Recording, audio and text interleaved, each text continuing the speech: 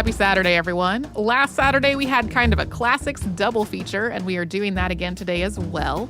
The Freedom Rides were happening at about the same time as the sit-in movement of the 1960s that we talked about this week, and some of the same people were involved in both the Freedom Rides and the sit-ins. Sarah and Deblina did 2 episodes on the Freedom Rides in the U.S. in September of 2011, and they're a little bit shorter than our episodes typically are today, so we are playing them both together. So enjoy! Welcome to Stuff You Missed in History Class, a production of iHeartRadio's How Stuff Works.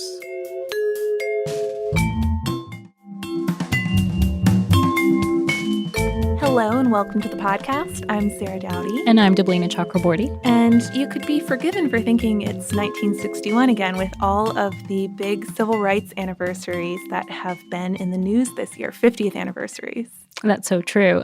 Most notably, the 50th anniversary of the Freedom Rides this past May, when more than 400 people of all ages, male, female, black, white, different religions from all over the country, decided to challenge the racial segregation of interstate buses. Yeah, and the Freedom Rides have been really well covered this year. There have been articles, news stories, 2 reunions of riders, one in Jackson, Mississippi, one in Chicago. I think that one was hosted by Oprah herself. There was a fantastic American Experience documentary based on the book on the Freedom Riders by Raymond Arsenault. There have been op-eds and reflections from the riders in national papers, but we are not ones to let the May anniversary of the Freedom Ride stop us from doing a podcast on them in September, because September is also a really important date for the Freedom Rides. It's when change actually happened, when the Interstate Commerce Commission finally ruled that the signs segregating whites and blacks at bus and train facilities had to come down, and actually backed up that ruling with a really hefty fine for offenders. So that ruling validated the riders in their tactics, and that's worth pointing out before we get into this 2-part episode on the Freedom Rides and before we get into how the ride started, because even though today the riders are clearly celebrated as civil rights heroes, at the time what they were doing was extremely controversial,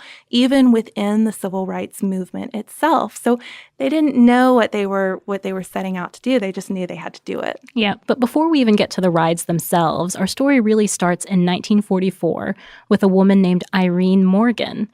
Now, everyone knows Rosa Parks, right, and her refusal to give up her bus seat in the 1950s. But a decade earlier, Morgan refused to give up her seat on a Greyhound traveling through Virginia. And Morgan, who made World War II bomber planes for a plant for a living, was coming home to Baltimore after visiting her mother. So after refusing to move, she kicked the sheriff's deputy who tried to take her off the bus. And later she said, quote, "I started to bite him, but he looked dirty, so I couldn't bite him.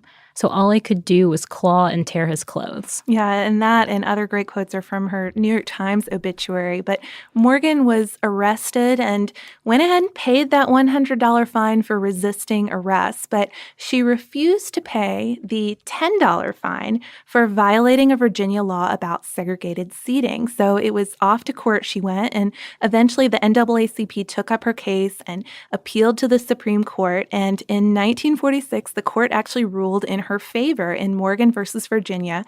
And just the gist of the ruling here, seating arrangements for the different races in interstate motor travel require a single uniform rule to promote and protect national travel.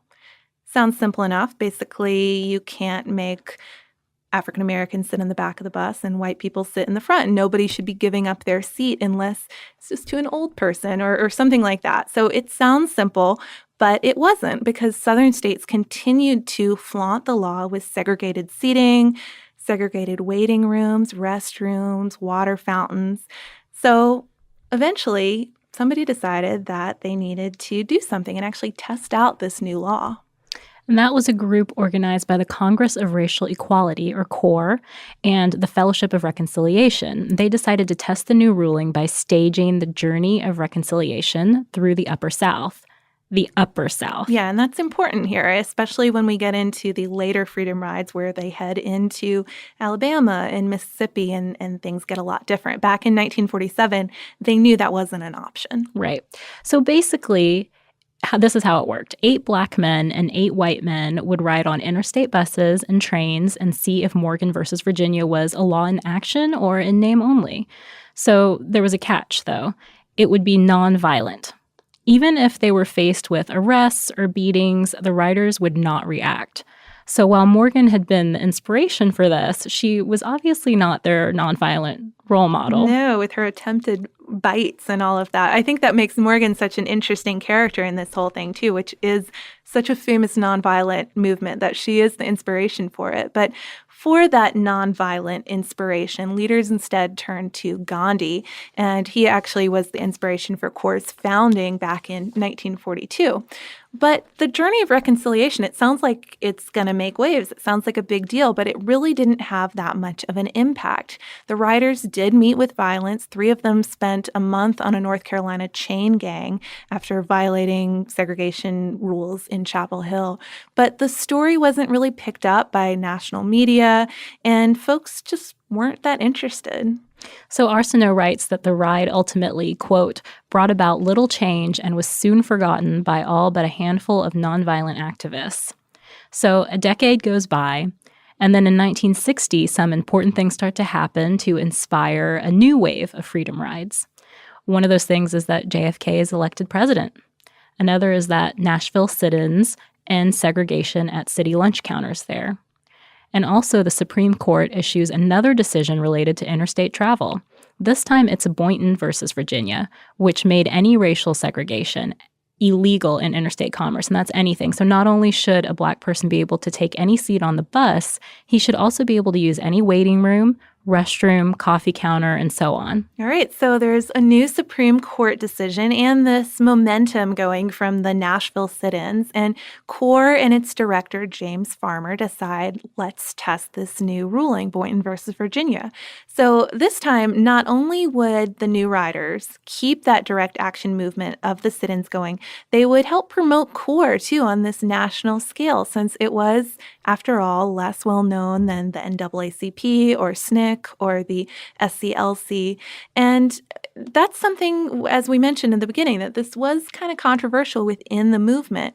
That was something that added to the ambivalence or sometimes outright hostility directed at the initial ride by much of the movement. But we've got to give you a sense of how these initial CORE riders were picked, because they weren't just willy-nilly passengers on the bus. They all had to be trained. They all had to come with recommendations even.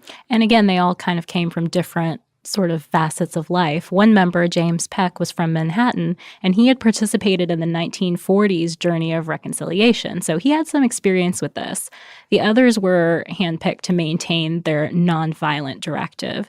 So in addition to having to get recommendations, as Sarah said, the youngest of them also had to get parental permission.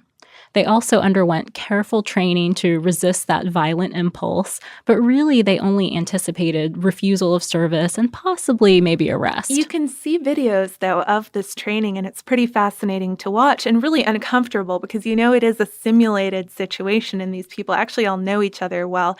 There's the man playing the antagonizer, the woman playing the waitress, and it's strange to see. But as you mentioned, they were from all different walks of life. They were all ages, all professions, students, retirees, editors. There was a folk singer, and most were from the North or the Midwest, with a few Southern exceptions, including probably the most famous writer, John Lewis. He was from Alabama. But that's something also to consider when we were mentioning earlier about the hostility or ambivalence within the movement, that these people were largely Northerners, were largely Midwesterners, and they were coming into the South to test these segregated Jim Crow rules. So the first riders left May 4th, 1961. They were departing from Washington, D.C., and ultimately the final destination was going to be New Orleans, which it's a bus ride. That was going to take a while, and they didn't really know what they would encounter along the way. But the bus started out winding its way through Virginia and North Carolina. There were 13 riders.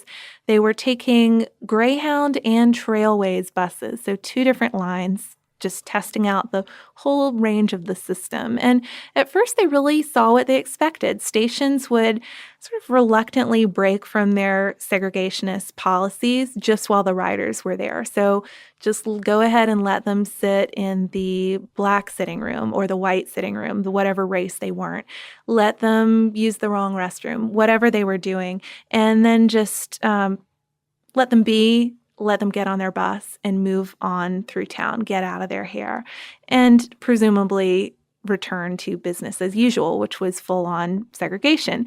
But by Charlotte, North Carolina, that wasn't what was happening anymore. People weren't just letting it slide until they were gone. Trouble started. There were arrests and beatings in Rock Hill, South Carolina. And by May 13th, the riders finally made it to Atlanta, where they had this little get-together sort of pause in the ride planned with Dr. Martin Luther King. Yeah, and they were really hoping that when they got there, he would join in, become a freedom rider with them.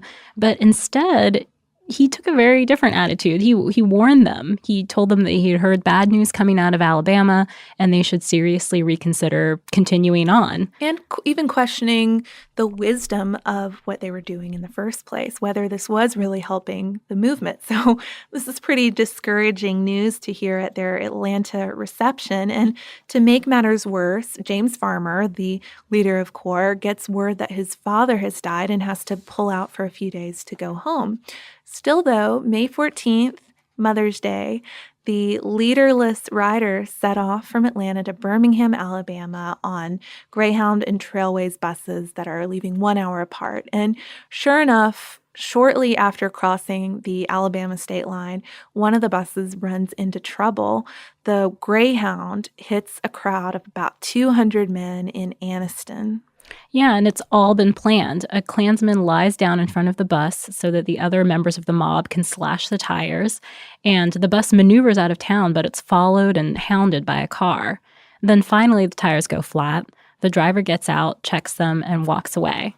Just leaves the people on the bus. And there's this really harrowing scene in the documentary where passenger Mae Frances Moultrie hears someone shouting, "Where is the gas? Where is the gas?" Yeah, I'd really recommend, too, that documentary for seeing some of these freedom riders reflect on it and say what they heard and what they experienced. But the mob attacks the bus then and throws a firebomb in through the back window and then blocks the door to prevent the people from getting off. And also keep in mind, there aren't just freedom riders on this bus. There are regular passengers, too, who are just trying to get to Birmingham or wherever and are caught up in this.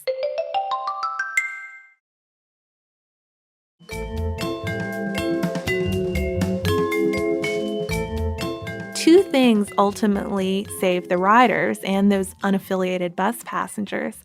The fuel tank explodes, which makes the mob back away from the bus. And then highway patrolmen finally arrive, but not until the coughing, choking passengers who have just escaped from the bus are beaten by the crowd. There's one catch, though, with this violent scene. Photographs are taken, and it becomes a major news story. And yeah, they go worldwide. Yeah, not just a national news story. It becomes worldwide news, something terrible happening in the United States. But meanwhile, that second bus is still chugging on toward Birmingham. Yeah, where little did they know, the city's commissioner of public safety, Bull Connor, has made a deal with the KKK. The deal is that when the bus comes to town, the Klan will get 15 minutes without police interference. To do whatever they want to the people on the bus. No arrests, no trouble at all. And there's another catch to this, too. The FBI had an informant in the Klan, and he knew the plan to attack the bus. J. Edgar Hoover didn't report the mob's plans to Attorney General Robert Kennedy. The informant even participated when the mob attacked and beat the riders as they came into the station. Yeah, and we're going to talk about that a little more in the part 2 of this episode and some of the legal battles that ensued. But just like in Anniston, photographers get pictures of this mob attacking the passengers coming from Atlanta. And this news makes international headlines, too. It's very disturbing to people, and it's something that the federal administration really can't ignore. So Jim Peck, who has been unofficially in charge since James Farmer left, makes the call to continue the ride from the hospital. He has been severely beaten, and it's worth noting here, too, that a lot of the white riders would be targeted initially, sort of as betrayers to their race by the mob. So Jim Peck was really, really bad off. Pictures of him are disturbing to see, but he said that they felt, quote, they must not surrender to violence. So let's not stop here. There's a problem, though. That's a very noble, brave thing to do, to try to continue the ride. But there's a problem. None of the drivers out of Birmingham are willing to take them. Nobody wants to risk it. Nobody wants to risk being on a firebomb bus or attacked by a mob and dragged down with the rest of them. Yeah, you can hardly blame them. But they finally decide that the ride has to end. They'll fly to New Orleans instead. But even that proves to be quite difficult. The mob follows them. A bomb threat is called in on their plane, and it seems that they're stuck in Alabama indefinitely. Can't get out of the Birmingham airport. So, like we said, by this point, the Kennedys really have to get involved with this story all over the world's papers, and the poor, beaten Freedom Riders stuck in the airport. They can't let things get any worse. So John Siegenthaler, who is the assistant to Attorney General Robert Kennedy, arranges the riders' flight and escorts them to New Orleans. There, they're met by state police at the plane who protect them, but also curse them as they walk to the terminal. And that ends the ride. It's over. The Kennedys think that hopefully it's all over. They can get back to international pursuits. But it's not, because there is another wave setting out from Nashville. The students in the Nashville student movement realized that they couldn't let CORE's attempt end in violence. And the leader of that movement, Diane Nash, who was a student in the Nashville movement, told a Birmingham reverend, quote, "If they stop us with violence, the movement is dead."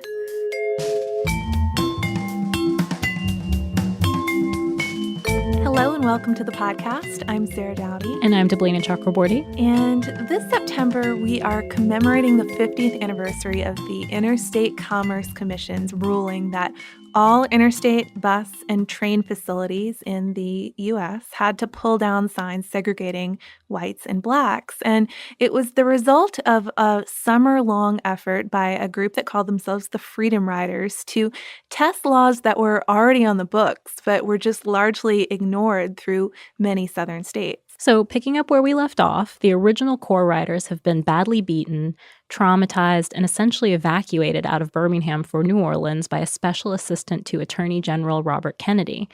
And it seemed like at this time that the Freedom Ride that had started May 4th, 1961 in D.C. was over at this point. But and we should say, too, like, if you are a listener who drops in on random podcasts, it really is worth going back and checking out that first episode, because it'll help give you the context you need for this one, since it is a part 2.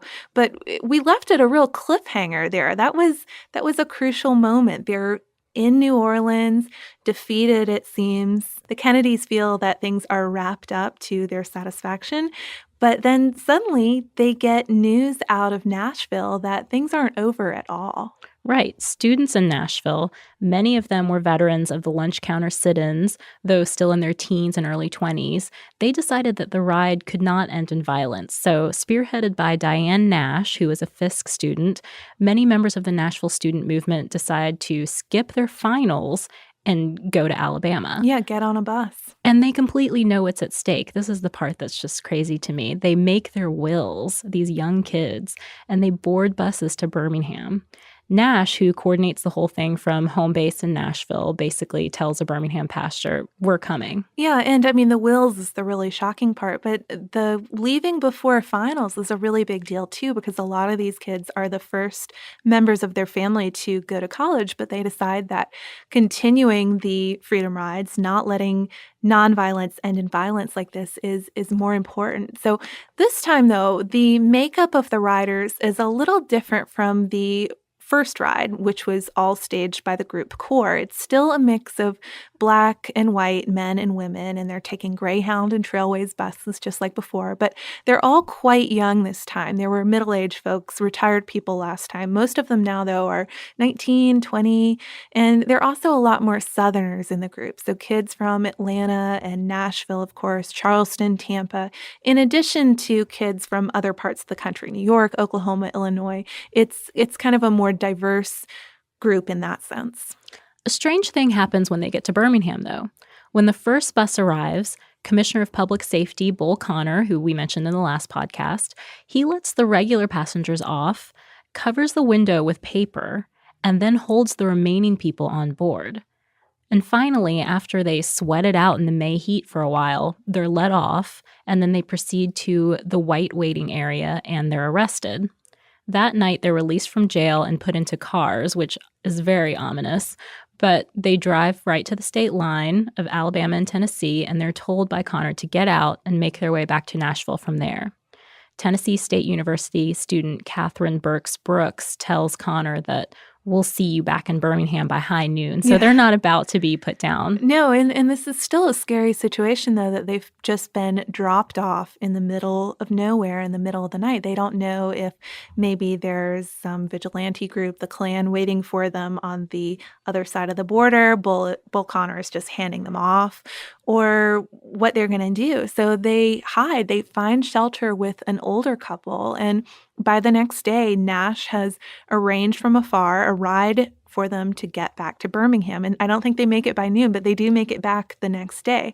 But by the time they're back in Birmingham, the Nashville riders meet the second wave of their group. They are, just like last time, different buses traveling into Alabama.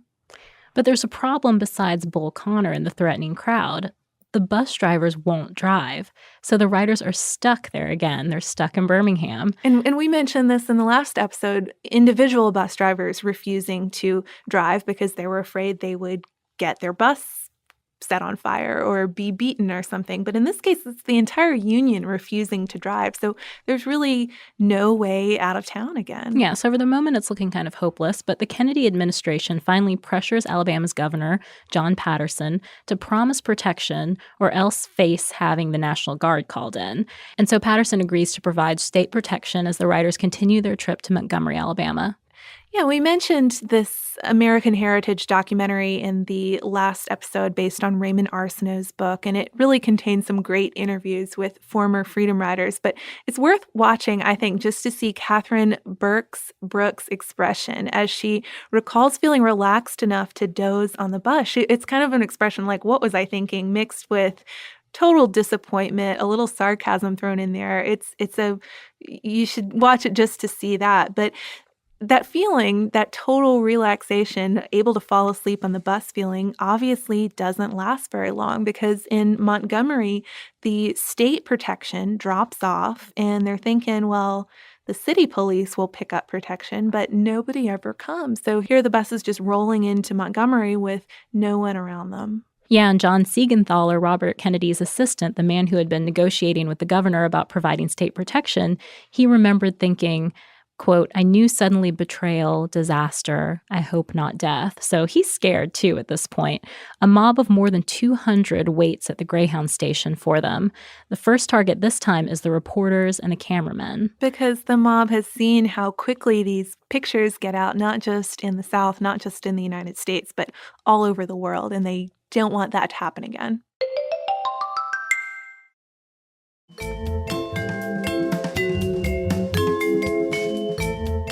So for a sense of what this would have been like for the reporters, Time reporter Calvin Trillin, who took part in the rides as a journalist, recently wrote in The New Yorker that he'd tell his friend, a life photographer, quote, when we get in one of those situations, at best I don't know you. At worst, I'm one of the people chasing you. Of course, the riders were also very severely beaten. As a white rider, Jim Zwerg was quickly beaten unconscious and kicked in the face. Before going down, though, he remembered seeing men armed with baseball bats, chains, hammers, and this is crazy, even one guy with a pitchfork. Yeah. So imagine that coming towards you.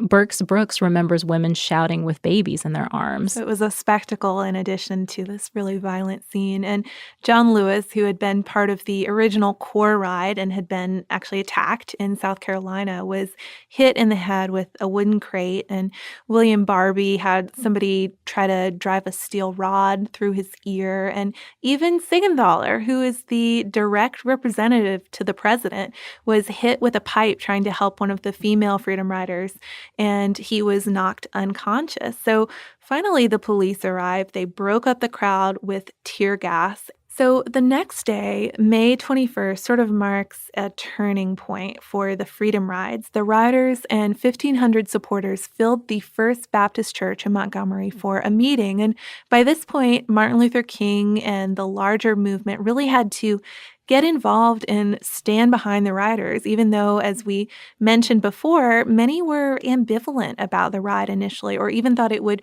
come out hurting the movement. But after the violence that had happened, they had to all stand together and support the ride. And so Martin Luther King actually comes down to Montgomery to meet up with everyone here at the church.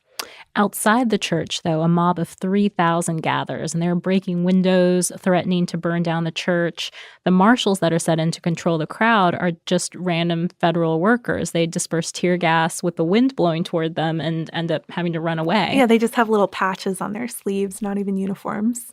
So after that, there's this night of phone calls. Martin Luther King is on the phone with Robert Kennedy, trying to get him to do something. Robert Kennedy is on the phone with Patterson, trying to get him to act.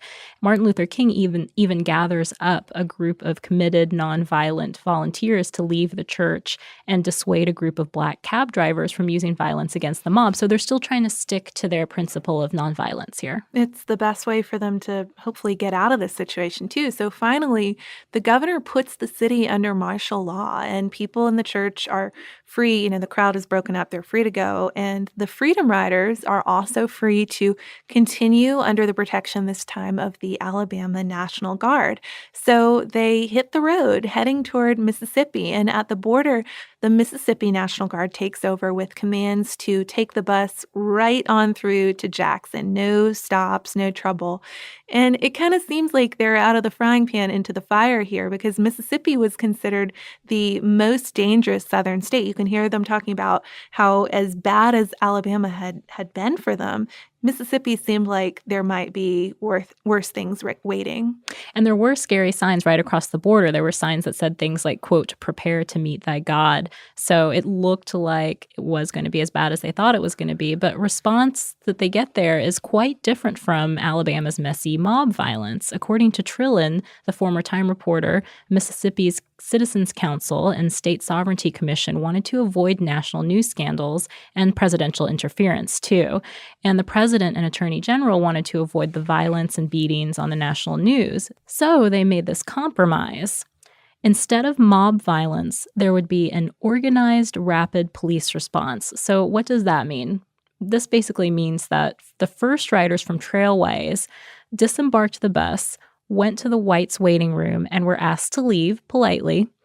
And after they refused, they were arrested. And this happened again with the Greyhound bus. The charges against them are things like breach of peace. Yeah, so it's this very orderly, nonviolent, comparatively calm.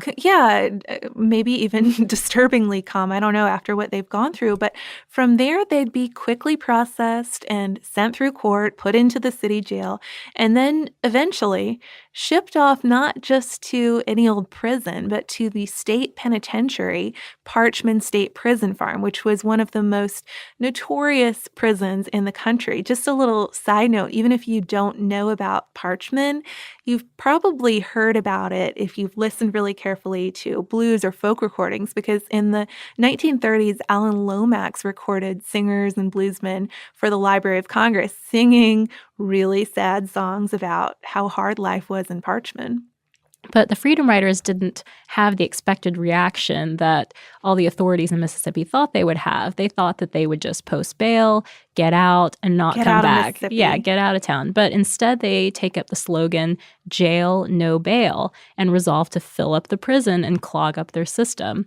So busloads of them just keep coming through that summer, even though on May 29th, Robert Kennedy petitioned the Interstate Commerce Commission to prohibit segregation in interstate bus travel and pleaded with the riders to take a cooling off period while the request was processed. Yeah. So he was basically like, okay, we're trying to put this through. Can you guys please stop for a little while? He was encouraging them to shift their attention to voter registration, something to work on. Please let this go. But they were completely unwilling to do that. They rejected the cooling off period. And instead, the rides intensified. Ultimately, 300 of the 436 Freedom Riders ended up at Parchman Prison. And finally, by September 22nd, the anniversary we are commemorating here, the ICC issued the order that all segregated signs would come down at interstate bus and train terminals.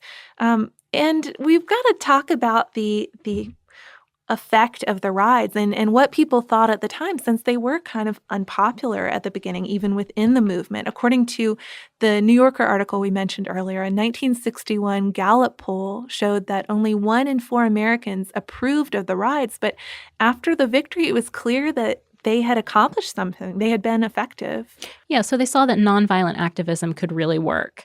According to a Smithsonian article by Marion Smith Holmes, the New York Times, for example, which was formerly critical of the rides, they admitted that the Freedom Riders, quote, started the chain of events which resulted in the new ICC order.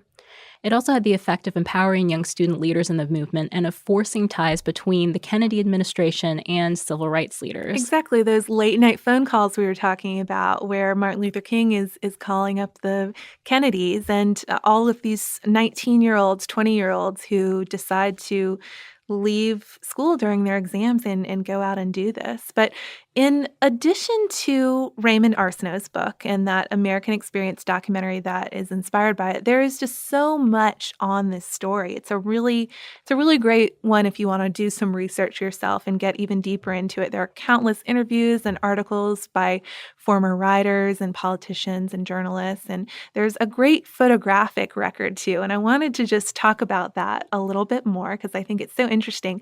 So there aren't just images of the violent beatings and the burning buses and the segregated waiting rooms, those images that really went across international newspaper headlines.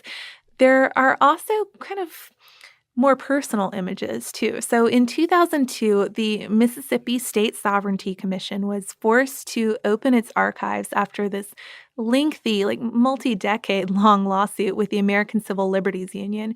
And after that, 300 mugshots of the Freedom Riders became available for the first time. And an editor named Eric Etheridge he was really moved by all of these photos of these people who have been arrested and kind of have these defiant looks. Some of them are almost smiling. Some of them have clearly been roughed up. But he decided to seek out the Freedom Riders that were photographed and re-photograph them, since they would, of course, all be mature adults by that point. And he just cold called them. He told Smithsonian that his, quote, best icebreaker was, "I have your mugshot from 1961. Have you ever seen it?" It's a very cool story. He got a lot of photos, made a book out of it, and it is really interesting to see what these people went on to do with the rest of their lives after doing something like this, maybe when they're only 19 years old. Yeah, I mean, I have to imagine that it was thrilling to call them and maybe meet them. I mean, these people, no matter what you think about their strategy, how they went about what they did, they were uniquely brave people. Yeah, and to find out how many of them were still involved in activism or had continued work that seemed really fitting for somebody who was a former Freedom Rider, somebody who would go out and do this.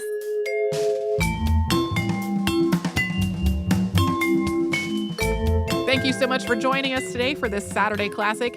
If you have heard any kind of email address or maybe a Facebook URL during the course of the episode, that might be obsolete. It might be doubly obsolete because we have changed our email address again.